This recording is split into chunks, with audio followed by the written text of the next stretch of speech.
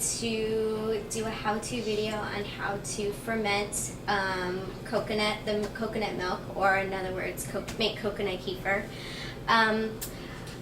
The first thing I did was I sanitized the jars already, and all I did was fill up my pan full of water, brought it to a boil, and then dumped my lids and then my jars in there for a little bit, and then I let them dry off.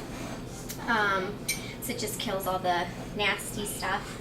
And then, but today I'm going to start with my starter batch already done. And the way you do the starter batch is basically the same process of draining the coconut milk in this pan, but instead you use the kefir starter, and you also use the Echo Bloom, 3 scoops of the Echo Bloom, just like I did in my fermented veggie video. And you would put that in the coconut milk. So you would drain the coconut milk from the coconut into here, and I'll show you how to do that. And then you would pour that into your jar, and you would add 1 packet of the kefir starter, and you would add 3 scoops of the Echo Bloom. You could do it without the Echo Bloom. It just makes it more potent with the Echo Bloom. But you could just use the kefir starter, and that's fine. It would be just fine. But today I'm going to start with my starter batch already. Also, the amount of time that you ferment the starter batch is different. Once you put the kefir starter in the coconut milk, you would have it ferment for 36 hours. So if I was doing a starter batch today, it would be ready Tuesday morning at 7:30, and then it would look like this. So basically, imagine that I'm starting from Tuesday at 7:30 in the morning with my starter batch already ready, and I'm going to use this to ferment and make, like, I don't know, I think with the amount of coconuts that I have, probably about 6 or 5 other jars. And this is what I buy from 99 Ranch Market. A set of 9 like this would cost about, I don't know, it can range from $10 to sometimes $18. But right now I think they're about $10 a box. I don't know, what are they, Daniel? What did you buy them for? $10 a box? $9. $9 a box, so they're $8.99. So, all right. I kind of made my own tools to do this. A lot of people use like a meat cleaver and like a hammer, and they'll usually pound down the front of it. But I just use an old bread knife, and then this was an old peeler, vegetable peeler, and I just broke off the blade. You can see where the blade used to be. I just broke off the blade, and I just used this point to kind of just find the hole, then poke it through so I can drain the milk. I like to drain the coconuts into these jars first before I put it into here, because if you get one bad coconut, and it'll usually be pink in color, it'll ruin your whole batch. So I like to just drain them into the mason jars first. So, and I also have this strainer to get all the coconut meat and the bits and pieces from the coconut that tend to come off, and it catches in the strainer, so then you only have the coconut milk in there. So, yeah, so I guess let's get started. First thing I do is I slice off the bottom of this. Kind of has like a double reward. You get to work out your arms while you make a yummy probiotic drink. You have to search for the hole. This one's going to be difficult for me.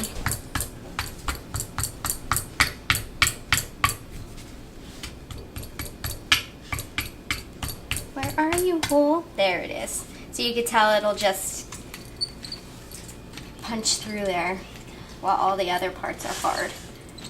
And then I kind of widen it out with my little handmade tool, and then, oops, I know this coconut is good, so instinctively I wanted to put it in the pan, but I could just tell by the way it feels and the way it looks, but I'm just gonna pour it into the jar, because that's what I said I'd do.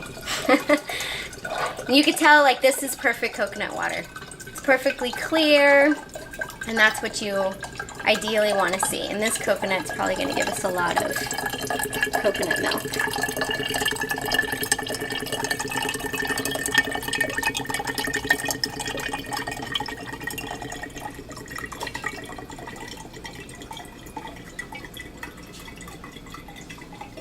So, while I'm doing this, I'll just explain the benefits of coconut kefir. Coconut kefir is really great for people who are lactose intolerant or maybe have issues with casein, because it repopulates the gut with the bacteria needed in order to break down those two, well, the protein casein and the lactose. So it helps kind of build up that tolerance again. And it also just gives, you know, it has the same kind of benefits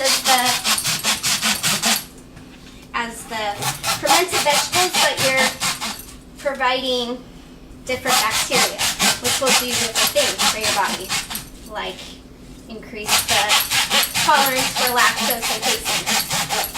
It also has a lot of vitamin D and detoxes the body. There you go. I found my little hole right away.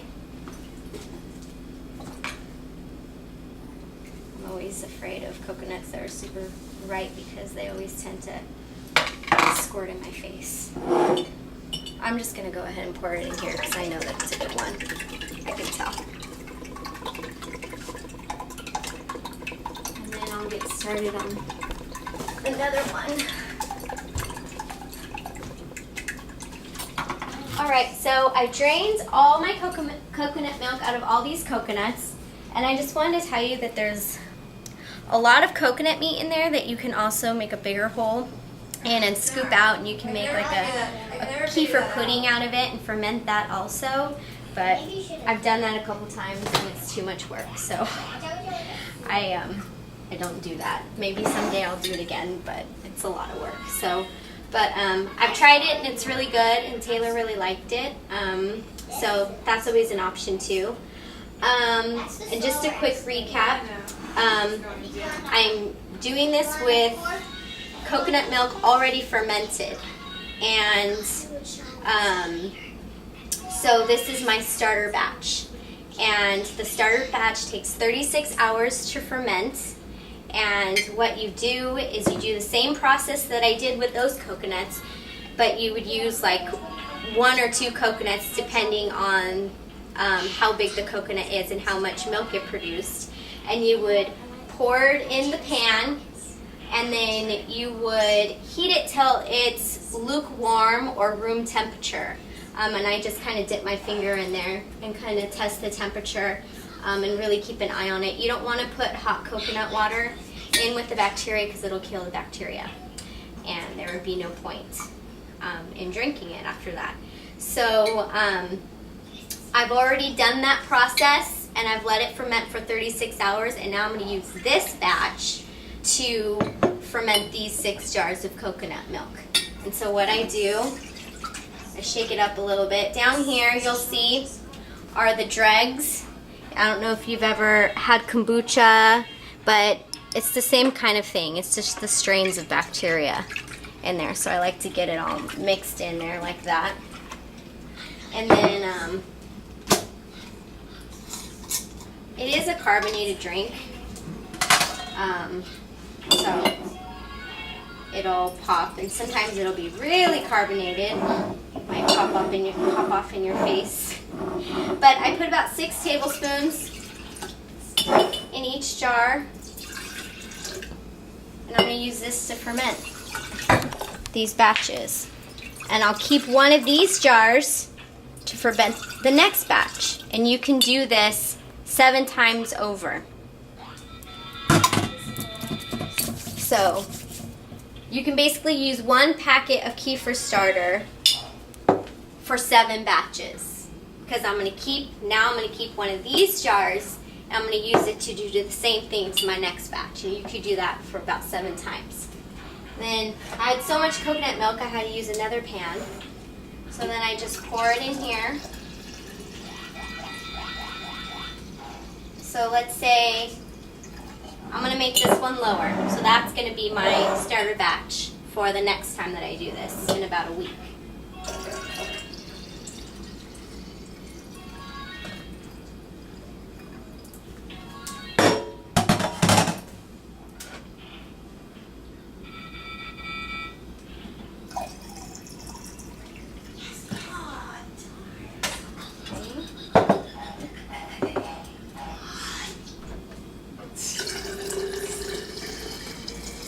So it makes it really affordable to do something like this, because a packet of kefir starter costs about 30 bucks, but lasts you about 3 months because you're able to make 7 batches using 1 packet. Maybe even longer than 3 months, depending how quickly you go through it. We go through it pretty quickly, so.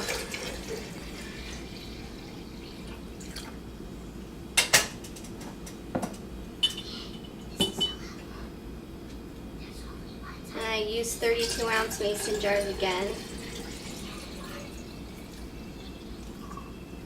Same as my veggies. And then I take it and I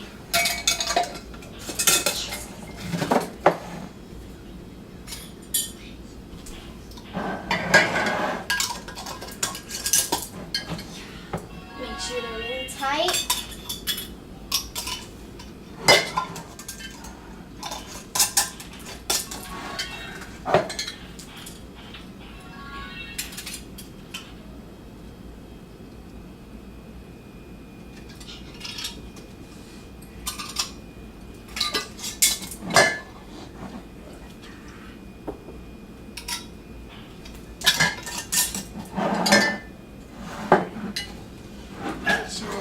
Again.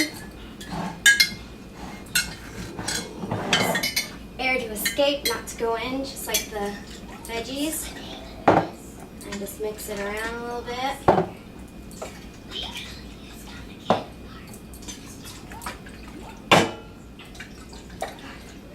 Then, to make sure mine stay at the perfect temperature, because you want them to be about 75 to 85 degrees.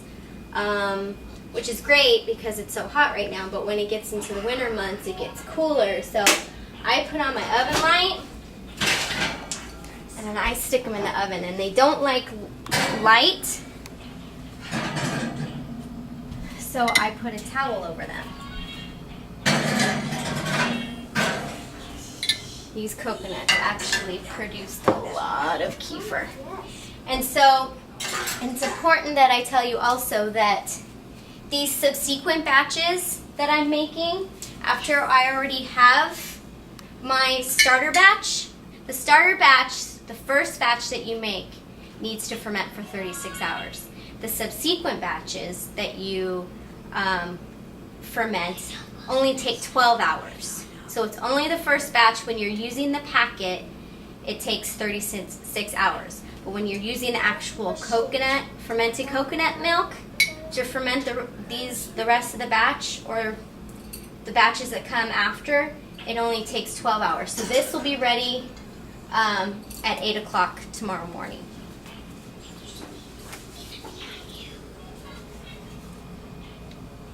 And I cover it up with the towel,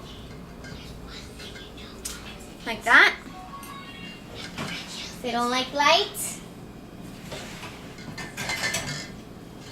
And then stick it in there. It'll stay about 85 degrees in there. And then they'll be ready tomorrow morning. I I want to show you what it looks like after it's made and kind of how we drink it. I don't have a lot left, but which is why I'm doing this. But this is what it looks like when you're ready to drink it after it's fermented. It has that white color. And for my kids, I take this and I put it in there. It's sweetened with stevia, and so this serves as like a nice morning drink for them. It has a lot of antioxidants, and it serves as like a multivitamin, multi-mineral. And so I get this and I put a scoop in a glass with this in it, and they drink that. So they're getting the probiotics and they're getting their minerals and vitamins and antioxidants and stuff. You can also squeeze a little lemon juice in it, which is what I like to do, and put like a drop of stevia, which is something I like to do. I also, you can buy, I buy this R.W. Knudsen juice, and you can pour that in there with a little stevia. It's super bitter. It's not sweetened at all, because it's just blackcurrant, and so it's not very, it's unsweetened. So that's the kind of juice that I buy, and then I will pour that into my kefir with a little stevia too. This is the stevia that I use. It's really easy because you can gauge how much to use, you know. You can just put like usually a drop full is plenty. And that's it. I hope you make it at home and you enjoy it like we do. Thanks. Bye.